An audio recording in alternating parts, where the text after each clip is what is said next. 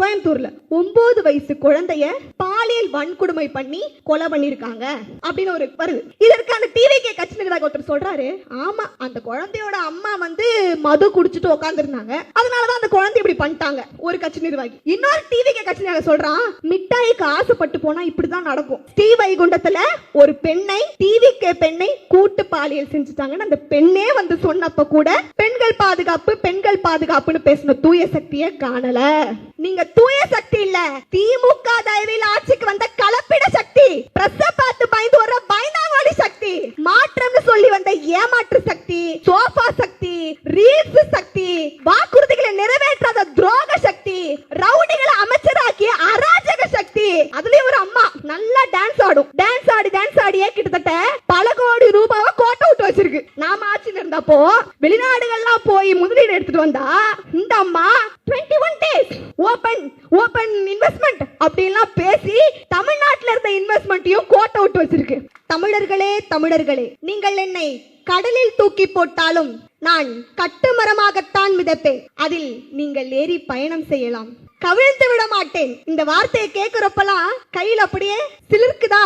ஆம், அண்ணாவின் தம்பி, பெரியாரின் வாரிசு, சமூக நீதி காவலர், தமிழ்நாட்டின் சிற்பி, தமிழின காவலர், இப்படியெல்லாம் சொன்னாலும் அவருக்கு மிக பிடித்தமான ஒரு பெயர் இருக்கு, மானமிகு சுயமரியாதைக்காரன். பேருக்கு மட்டும் இல்லங்க, தன்னையும் சரி தமிழ்நாட்டையும் சரி சுயமரியாதையோடு வழிநடத்தி ஒரே தலைவன் நம் தமிழ்நாட்டின் நவீன சிற்பி முத்தமிழறிஞர் கலைஞர் அவர்கள். அவருடைய 103வது பிறந்தநாளை முன்னிட்டு உங்களை எல்லாரையும் பார்த்து இந்த பொதுக்கூட்ட நிகழ்வில் கலந்துகிட்டதுல ரொம்ப மகிழ்ச்சி அடைகிறேன். இந்த நிகழ்ச்சியை நடத்தி கொடுக்கும் நிர்வாகிகளுக்கும் பொதுமக்களாகிய உங்களுக்கும் என் முதற்கண் வணக்கம் மற்றும் நன்றிகள். துறைமுகம்னாலே எனக்கு 2 விஷயம் தான் ஞாபகம் வரும். ஒன்னு, சென்னை கிழக்கு மாவட்டத்திற்கே சிங்கமாக இருந்து தன் செயல்களை கர்ஜனை மூலம் வெளிப்படுத்துகின்ற நம்ம மாவட்ட செயலாளர் அவர்கள். 2வது விஷயம் என்ன தெரியுமா?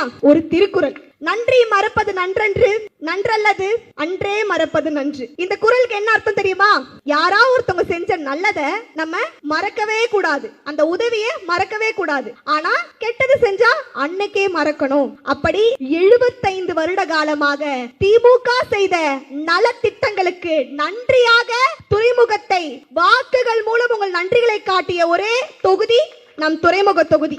அந்த விதத்துல இந்த குறள் சென்னையில துறைமுக தொகுதிக்கு கண்டிப்பா பொருத்தமாக இருக்கும். அதோடைய இன்னொரு எடுத்துக்காட்டு தான் நான். எப்படிமா நீன்னு கேட்கலாம். ஒரு சின்ன கதை. காசு கடவுள்னு யாரமா சொல்லுவோம்? காசு கடவுள். ஏழுமலையான சொல்லலாமா? கல்வி கடவுள்னு யார சொல்லுவோம்? சரஸ்வதியை சொல்லலாம். வடக்கு தாங்கல் ஒரு கிராமமா, அதுல சரஸ்வதினு ஒரு பெண்மணி இருக்காங்க. அவங்களுக்கு ரொம்ப படிக்கணும்னு ஆசை. ஆனா அவங்க அப்பா ஏழுமலை இருக்காருல்ல, அவருக்கு தான் பொண்ணை எப்படியாவது கல்யாணம் பண்ணி வச்சிடணும் அப்படின்ற கனவு எல்லார் அப்பாவுக்கும் இருக்கிற மாதிரி தான். ஆனா சரஸ்வதிக்கு என்ன ஆசை? படிக்கணும்னு ஆசை. சரி, குடும்பத்துல சாப்பாட்டுக்கே வழி இல்லாத ஒரு நிலைமை. ஆனா பொண்ணுக்கு படிக்கணும், அப்பாவுக்கு கல்யாணம் பண்ணணும். அப்போ ஒரு தலைவர் வருகிறார்.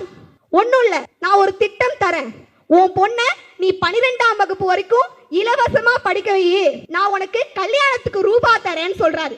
அந்த திட்டத்துக்கு பேர் தான் மூவலூர் ராமாமிர்த திருமண உதவி தொகை திட்டம் அப்படின்னு ஒரு திட்டம் தரேன்.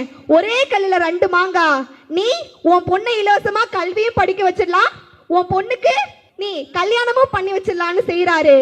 அப்ப உங்க காசு கடவுள் சொன்னீங்களே, உங்க காசு கடவுளான ஏழுமலையானுக்கே என்று காசு கொடுத்தவர்.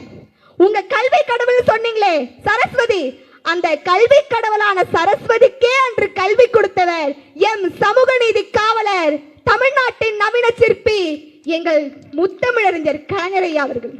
அந்த கல்வி கடவுளான சரஸ்வதினு பெயர் வச்சவங்களுக்கு கல்வி கொடுத்தாரா? அந்த அம்மா கல்வி படிச்சு கல்யாணம் முடிச்சு அவங்களுக்கு ஒரு பொண்ணு பிறக்குது. அவங்க நினைக்கிறாங்க, என்ன படிக்க வைக்க கலைஞர் என்ற ஒரு வாரிசு இருந்துச்சு, இன்னைக்கு ஏன் பொண்ணு கல்லூரி படிக்கிறதுக்கு யாரு வருவான்னு ஏங்கிட்டு இருக்கும் போது முத்துவேல் கருணாநிதி ஸ்டாலின் என்னும் நான் என்ற ஒரு மகத்தான தலைவர் வராரு. புதுமை பெண் திட்டம், நான் முதல்வன் திட்டம், விடியல் பயணம் தரேன், உன் பொண்ணை நீ காலேஜ் படிக்க வைமான்னு சொல்றாரு. அந்த பொண்ணும் காலேஜ் படிக்குது. அது மட்டும் இல்லைங்க, அந்த பொண்ணுக்கு வேற ஏதோ திறமை இருக்கான்னு செக் பண்ணி அந்த பொண்ணுக்கு பயிற்சி கொடுத்து இன்றைக்கு துறைமுக தொகுதியில இந்த இடத்துல அந்த சரஸ்வதியின் மகளான இந்த ரோஜாவை ஒரு இளம் பேச்சாளராக மாற்றிருக்கிறது அடுத்த வாரிசு. அந்த வாரிசு தான் நம் எதிர்க்கட்சி தலைவர் உதயநிதி ஸ்டாலின் அண்ணன் அவர்கள். இப்படி அந்த ஒவ்வொரு வாரிசினுடைய நலத்திட்டங்களால் பயன்பெற்றவள் தான் நான்.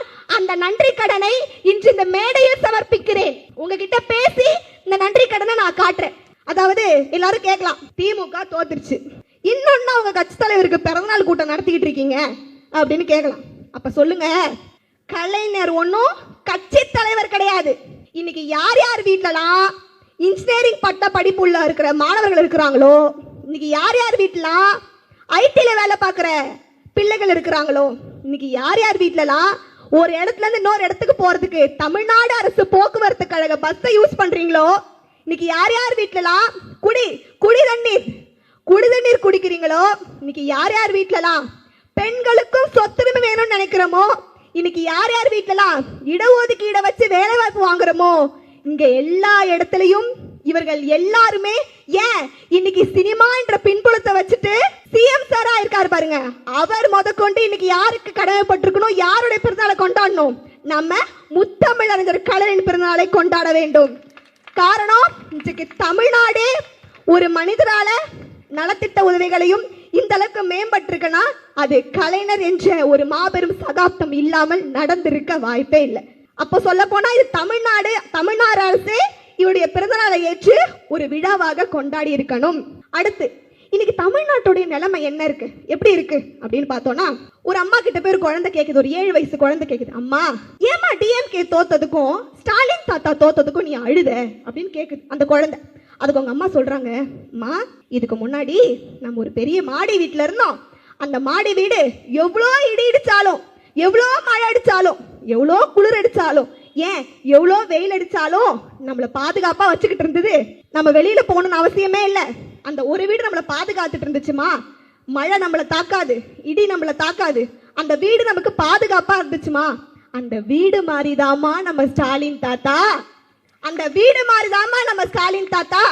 ஆனா இப்போ நம்ம வீட்டுல இருக்கிறோமா, நடு ரோட்ல இருக்கிறோமா, மழை வந்து அடிக்குமா, இடி வந்து அடிக்குமா, வெயில் அடிக்குமா, குளிர் அடிக்குமான்னு ஏன் நாளைக்கு இருப்போமா அப்படின்ற பயத்திலே இருக்கிறோமா. இதாம்மா இப்ப இருக்கிற டிவிக்கே ஆச்சு அப்படின்னு அந்த அம்மா அந்த குழந்தைக்கு சொல்றாங்க. அப்ப அந்த குழந்தை கண்ணீரோட நிக்குது. இன்றைக்கு அந்த குழந்தையோடைய நிலைமை தான் தமிழ்நாட்டோட நிலைமை. அந்த குழந்தை மாதிரி இன்னைக்கு தமிழ்நாடு என்ன பண்ணுது, கண்ணீர் ததும்ப நாம மாபெரும் தலைவரான நம்மளுடைய எம்.கே. ஸ்டாலின் ஐயாவை தவற விட்டுட்டோமே அப்படின்னு கண்ணீரோட இன்னைக்கு நிக்குது. ஆனால் ஒருபோதும் ஒரு அம்மா ஒரு குழந்தை அழுறத பார்த்துட்டு கம்முன்னு இருப்பாங்களா? அமைதியா இருப்பாங்களா? எப்படி திமுக தாய், திமுக என்பது தாய், தமிழ்நாடு என்பது குழந்தை. எதை வச்சு சொல்றேன்னா, ஒரு குழந்தைக்கு அம்மா தானே பேர் வைக்கணும், ஒரு குழந்தைக்கு அம்மா தானே தாலாட்டு பாடணும். தமிழ்நாடு என்ற குழந்தைக்கு தமிழ்நாடு என்று பெயர் வைத்தது திமுக என்ற தாய். தமிழ்நாடு என்ற குழந்தைக்கு தமிழ் தாய் வாழ்த்து என்று தாலாட்டு பாடியது திமுக என்ற தாய். அந்த குழந்தை இன்னைக்கு அழுதுட்டு நிற்கும் போது திமுக தாய் கழகம் விட்டுட்டு போயிடுமா? விட்டுட்டு போகாது, ஒரு நாளும் விட்டுட்டு போகாது. எப்படி ஆளுங்கட்சியா இருக்கும் போது பிஜேபி மத அரசியலுக்கு எதிராக தமிழ்நாட்டு மக்களை பாதுகாப்பா நின்று நம் தலைவர் காப்பாற்றினாரோ, அதை விட 5 மடங்கு அதிகமாக தமிழ்நாட்டை திமுகவும் நம்ம தலைவர் அவர்களும் காப்பாற்றுவார்கள். ஏன் அப்படி சொல்றேன்னா, மத அரசியல் எந்த அளவுக்கு மூளையை செலவு செஞ்சு வட நாட்டுல மோடிய ஆட்சி கட்டில் அமர வச்சதோ, அது போல இன்றைக்கு மத அரசியல் மட்டும் இல்ல, சினிமா அரசியலும் மூல செலவை செய்யும். சினிமா அரசியலும் என்ன பண்ணோம், ஒரு மனுஷனை மூல செலவை செஞ்சு அவனை அறிவற்றவனா ஆக்கி இன்றைக்கு சினிமா மோகத்துல ஒருத்தரை நம்ம சிஎம்மா உட்கார வச்சிருக்கோம்.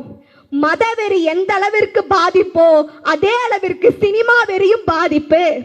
முன்னாடி மதவெறியை மட்டும் தான் நம்ம எதிர்த்துக்கிட்டு இருந்தோம், இப்ப 2 வெறிய சேர்த்து எதிர்க்கணும், 2த்தையும் ஒழிச்சு கட்டணும், 2த்தையும் எதிர்க்கணும். அதனால ஆளும் கட்சியா இருந்ததை விட எதிர்கட்சியா இருக்கும் போது அதிகமாக தமிழ்நாட்டை நம்ம பாதுகாக்கணும் அப்படின்றத திமுக உண்மையாலுமே தேர்தலை புரிஞ்சுக்கிட்டோம்.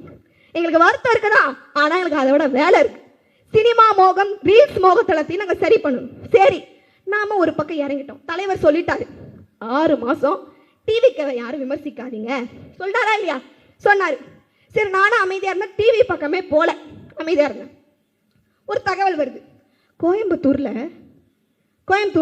9 வயசு குழந்தைய பாலியல் வன்கொடுமை பண்ணி கொலை பண்ணியிருக்காங்க அப்படின்னு ஒரு வருது. இதற்கான டிவிகே கட்சி நிர்வாகி ஒருத்தர் சொல்றாரு, ஆமா அந்த குழந்தையோட அம்மா வந்து மது குடிச்சிட்டு உட்காந்துருந்தாங்க, அதனாலதான் அந்த குழந்தை இப்படி பண்ணிட்டாங்க ஒரு கட்சி நிர்வாகி. இன்னொரு டிவிகே கட்சி நிர்வாகி சொல்றான், மிட்டாய்க்கு ஆசைப்பட்டு போனா இப்படிதான் நடக்கும். எப்படி முட்டாய்க்கு ஆசைப்பட்டு அந்த 9 வயசு குழந்தை போயிருச்சா, அதனால பாலியல் வன்கொடுமை நடந்துருச்சான். இதெல்லாம் நடக்கும்போது மக்களே, சிஎம் சார் நாங்க கேள்வி கேட்காம இருக்க முடியுமா? இதுக்கு என்ன 6 மாசம் கழிச்சா வந்து கேள்வி கேட்கணும்? சொல்லுங்க, 6 மாசம் வச்சு கழிச்சா கேள்வி கேட்கணும். ரெண்டாவது, ஸ்ரீவைகுண்டம் பொதுமக்கள்லாம் இல்ல, ஒரு டிவிகே கட்சி பெண்ணை டிவிகே கட்சி நிர்வாகிகளை சேர்ந்து கூட்டு பாலியல் வன்கொடுமை அப்படின்னு என்ன தெரியுமா? திரைப்படத்துல காட்டுவாங்கல்ல, அண்ணன் கூட வந்து கொலை பண்ணி சீன்லாம் காட்டுவார்ல, அதே சீன் தான் நடந்திருக்கு நேர்ல. ஒரு ஸ்ரீவைகுண்டத்துல ஒரு பெண்ணை டிவிகே பெண்ணை கூட்டு பாலியல் செஞ்சுட்டாங்கன்னு அந்த பெண்ணே வந்து சொன்னப்ப கூட பெண்கள் பாதுகாப்புன்னு பேசின தூய சக்தியை காணல. சரி, நம்ம தூய சக்தி அண்ணன் என்னதான் சொல்றாருன்னு அப்பதான்க்கா நியூஸ் சேனலை வச்சேன். அப்பதான் ரிமோட் எடுத்து ஆன் பண்ணா அண்ணன் பேசிக்கிட்டு இருக்காரு. சரி, இத பத்தி ஆக்ஷன் எடுப்பாரு, பெண்கள் படையை பத்தி தான் பேசுவாரு அப்படின்னு பார்த்தா ஓரசக்தி, பாரசக்தி, கோரசக்தி, நாரசக்தி. எனக்கு என்ன டவுட் வந்துருச்சு, பிரச்சாரத்துக்கு எழுதி கொடுத்த கண்டென்ட் இன்னும் வச்சுக்கிட்டு இருக்காரு போல அப்படின்னு. ஏன்னா ஒரு முதல்வர் மாதிரியே பேசல, இன்னும் திமுகவை ஏத்துக்கிட்டே பேசிக்கிட்டு இருக்காரு. சிஎம் ஆனதையே மறந்துட்டாரு. ஆனா நான் சொல்றேன், நீங்க தூய சக்தி இல்ல, திமுக தயவில் ஆட்சிக்கு வந்த கலப்பிட சக்தி, பிரச பார்த்து பயந்து வர பயந்தாவாளி சக்தி, மாற்றம்னு சொல்லி வந்த ஏமாற்று சக்தி, சோஃபா சக்தி, ரீல்ஸ் சக்தி, வாக்குறுதிகளை நிறைவேற்றாத துரோக சக்தி, ரவுடிகளை அமைச்சராக்கிய அராஜக சக்தி, இந்த மாதிரி வச்சுக்கிட்டு எங்களை ஓர சக்தி, தூர சக்தி கேள்வி கேக்குது. நீங்க என்ன பண்றீங்க? நேரா ட்விட்டர்ல போய் பதில் சொல்றாரு. சட்டமன்றத்துல சொல்ல துப்பு இல்ல, விட்டா சட்டமன்றத்தை ட்விட்டர்ல எடுத்துட்டு வாங்கன்னு சொல்லுவாரு போல முதல்வர். கேட்டா மாற்று அரசியல். ஆல்ரெடி இவர்கள் பிரச்சாரத்துக்கு பண்ண மாற்று அரசியலே பார்த்தாச்சு. ஆனா எனக்கு என்ன ரொம்ப கஷ்டமா இருக்குன்னா, மக்களை நினைச்சாதான் கஷ்டமா இருக்கு. அதுலயும் முக்கியமா அந்த தூத்துக்குடி மக்களை நினைச்சா ரொம்ப கஷ்டமா இருக்கு. அங்க இருக்கிற அமைச்சர் போயிருக்கிறார், இந்த வேட்டைக்காரன் படத்துல வச்சிருப்பாரு, அவரு போய் நன்றி சொல்றாரு. மக்களே, எனக்கு ஓட்டு போட்ட இடத்துல நன்றின்றாரு. நீங்க இந்த தொகுதி இல்ல, நீங்க இந்த தொகுதி இல்லைன்றாங்க. தான் நிக்கிற தொகுதி எதுன்னு கூட தெரியாத ஒரு அமைச்சர் போய் நன்றி சொல்றாரு. மக்களே, எவ்வளவு எனக்கு ஒரு டவுட், அந்த அமைச்சருக்கு தான் 3 நாளுக்கு முன்னாடி கட்சி சேர்ந்தாரு, அவருக்கு தான் தொகுதி எதுன்னு தெரியல, கூட போன நிர்வாகிகள் குடும்பமா தெரியல. அந்த அளவுக்கு அவர் கட்சி இருக்க வேண்டியது. இதை வேற 6 மாசம் கழிச்சுதான் நம்ம கேள்வி கேட்கணுமா? இன்னொரு முக்கியமான விஷயம், அமைச்சர்னா எப்படி இருக்கணும்? கிட்டத்தட்ட 2000 வருஷ காலமாக பிராமணர்கள் மட்டும் இருந்த அறநிலை, அதாவது அர்ச்சகர் ஆகணும், அதாவது பிராமணர்கள் மட்டும்தான் அர்ச்சகர் ஆகலாம் அப்படின்ற விஷயத்தை உடைச்சு திராவிட முன்னேற்ற கழகம் அனைவரும் அர்ச்சகர் ஆகலாம்னு சொல்லி ஐயாவை இந்து அறநிலைத்துறை அமைச்சரா போட்டிருக்காங்க. ஆனா நீ 2000 வருஷம் கடந்து முன்னாடி வந்தல்ல, நான் மறுபடியும் 2000 கழிச்சு பின்னாடியே போறேன்னு சொல்லி மறுபடியும் ஒரு பிராமணர் ஆகிய ஒருத்தரையே இந்து அறநிலைத்துறை அமைச்சரா போட்டிருக்காங்க. அது கூட தாங்கிப்பங்க. சிங்கம் படத்துல டிரைவரா இருந்தியா, அப்ப நீ போக்குவரத்து துறை அமைச்சர். நீ நல்லா பால் வியாபாரம் பண்ணுவியா, அப்ப நீ பால் வளத்துறை அமைச்சர். நீ நல்லா மீன் சாப்பிடுவாப்பா, அப்ப நீ மீன் வளத்துறை அமைச்சர். இப்படிதாங்க இருக்கு அமைச்சரவை. அதுலயும் ஒரு அம்மா நல்லா டான்ஸ் ஆடும், டான்ஸ் ஆடியே கிட்டத்தட்ட பல கோடி ரூபாவை கோட்டை விட்டு வச்சிருக்கு. நாம ஆட்சியில் இருந்தப்போ வெளிநாடுகள்லாம் போய் முதலீடு எடுத்துட்டு வந்தா இந்த அம்மா 21 days ஓபன் இன்வெஸ்ட்மெண்ட் அப்படின்லாம் பேசி தமிழ்நாட்டில் இருந்த இன்வெஸ்ட்மெண்ட்டையும் கோட்டை விட்டு வச்சிருக்கு. தமிழ்நாட்டை திராவிட முன்னேற்ற கழகம் சீரும் சிறப்புமா அடுக்கி செதுக்கி நல்லா பார்த்து செதுக்கி வச்சிருந்தா அதை அப்படியே மெயின்டைன் பண்ணலாம்ல. டே, உனக்கு நாங்க எல்லாத்தையும் ரெடி பண்ணி வச்சு விட்டு போயிட்டோம், அதையாவது ஒழுங்கா பாத்துக்கலாம்ல. இருக்கிறதையும் கைய காலை உடைச்சு தமிழ்நாட்டை இன்னும் என்னென்னலாம் பண்ண போறாங்களோ அப்படின்னு ஒரு அச்சத்தை உருவாக்குது. இதுல வேற அவர் கேட்கிறாரு, எனக்கு என்ன மக்கள் கவர்ச்சியில ஓட்டு போட்டாங்க, அது யார் கேட்டாங்கன்னு தெரியல, அவருக்கே இல்ல உள்ள உறுத்துச்சான்னு தெரியல. கவர்ச்சியில ஓட்டு போடாம நீங்க என்ன சமூக போராளியா, இல்ல மிசாக்கு போனீங்களா, இல்ல தண்டவாளத்துல தலை வச்சு ஏதாவது படுத்தீங்களா, இல்ல இப்ப இருக்கிற பிஜேபி எதுக்கு எதிராக இந்தி திணிப்பையோ எஸ்ஐஆரையோ தொகுதி மறுவரையோ திருப்பரங்குன்ற விஷயம் பேசுனீங்களா? கவர்ச்சிக்காக மட்டும்தான் உங்களுக்கு ஓட்டு விழுந்து நம்ப முடியாம, உங்களால ஏத்துக்க முடியாம அதை விட்டுட்டு இதுவரை பொய் பரப்புங்க நம்ம மேல. நான் உன்னையோட சவால் மட்டும் விட்டுட்டு என்னோட உரையை முடிக்கிறேன். கரூர் விஷயத்துக்கு திமுக தான் காரணம் சொல்லி ஆட்சிக்கு வந்தாரு. எங்க போனாலும் என் மேல பழைய தூக்கி போடுறாங்க, என் மேல பழைய தூக்கி போடுறாங்க. கரூர்ல நான் எதுவும் பண்ணல. உண்மையாலுமே கரூர்ல நீங்க எதுவும் பண்ணலனா, கரூர்ல உண்மையாலுமே உங்களுக்கும் அதுல சம்பந்தம் இல்லைனா, திமுக தான் காரணம்னா, இன்னைக்கு நீங்க தானே ஆட்சியில் இருக்கீங்க. நீங்க உங்கள்ட்ட காவல்துறை தெம்பும் திராணியும் இருந்தா, உன்கிட்ட உண்மை இருந்தா, அது திமுக தான் படிச்சு நிரூபிச்சு காட்டு, நிரூபிச்சு காட்டுன்ற. தூய சக்தி தான் நிரூபிச்சு காட்டு. இனி நாங்க தூர சக்தியா இருக்க மாட்டோம், உன்ட துரத்துற சக்தியா தான் இருப்போம். சொல்ல போனால் ஒண்ணும் இல்லைங்க, கூட்டணிக்கு ஆள் இல்ல. கரெக்டா, கூட்டணிக்கு ஆள் இல்ல. அது வரைக்கும் இங்க இருந்து ஆளுநருக்கும் அவருக்கு நட. எத்தனை நட? ஒரு நாளைக்கு 12 முறையாவது போயிட்டு வந்திருப்பாரு. அப்பெல்லாம் திமுக பத்தி ஒன்னும் பேசல. ஏன்னா திமுக இருக்கிறன்னா வேணும், கூட்டணி கட்சி வேணும், எப்படியாவது அங்க ஆட்டையை போடணும்ட்டு நீ திமுக பத்தி எதுவும் பேசல. அந்த 4 கட்சிகளும் விசிக முதற்கொண்டு, IUML முதற்கொண்டு, கட்சி கம்யூனிஸ்ட் முதற்கொண்டு எல்லாருமே என்ன சொல்றாங்க, எங்க தலைவர் சொன்னா நாங்க வருவோம், தலைவர்கிட்ட நாங்க கேட்டுட்டு வரோம் அப்படின்ற மாதிரி சொல்லியிருக்காங்க. அப்போ அது வரைக்கும் திமுக தேவைப்பட்டுச்சு. கடைசியில தலைவர் சொல்லிட்டாரு, நாங்க இந்த 4 கூட்டணி கட்சிகளும் போறத பத்தி எந்த விதமான ரெஸ்ட்ரிக்ஷனும் பண்ண மாட்டோம், விஜய் அவர்கள் பதவி ஏற்றுக்கிறதுல நாங்க எந்த விதமான தடைகளா இருக்க மாட்டோம்னு சொல்லிட்டாரு. சொல்லி மிச்சம் இருக்கிற அந்த 11 தொகுதி போய் கூட்டணி அமைச்சாச்சு. அமைச்சதுக்கு அப்புறம் திமுக நாங்கள் ஆட்சி ஏறுவதற்கு தடையாக இருந்திருக்கு. எவ்வளவு கேவலமான போய், எவ்வளவு கேவலமா போய்.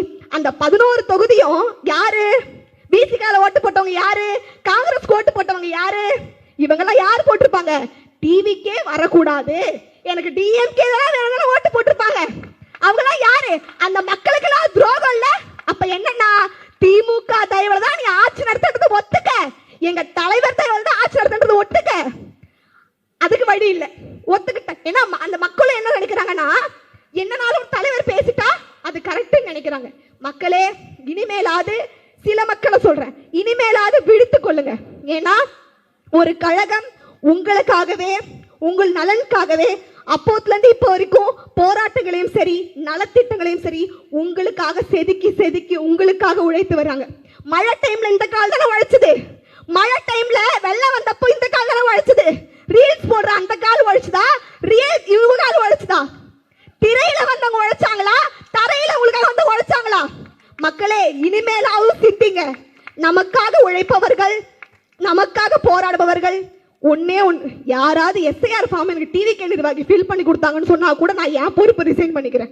இது நாள் வரைக்கும் அவங்க SIRல என்னன்னு கூட தெரியாது, BLA என்னன்னு கூட தெரியாது.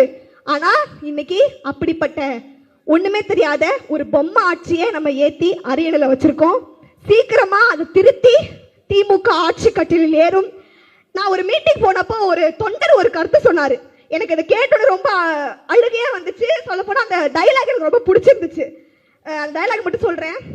செத்தாலும் கருப்பு சிவப்பு, செத்தாலும் கருப்பு சிவப்பு, என்றென்றும் தலைவர் கலைஞரின் உடன்பிறப்பு, திமுகவே என் குடியிருப்பு. செத்தாலும் கருப்பு சிவப்பு, என்றென்றும் தலைவர் கலைஞரின் உடன்பிறப்பு, திமுகவே என் குடியிருப்பு. இதோட சொல்லி என் உரையை முடிச்சுக்கிறேன். ஐயா அவர்களுக்கு ரொம்ப நன்றி.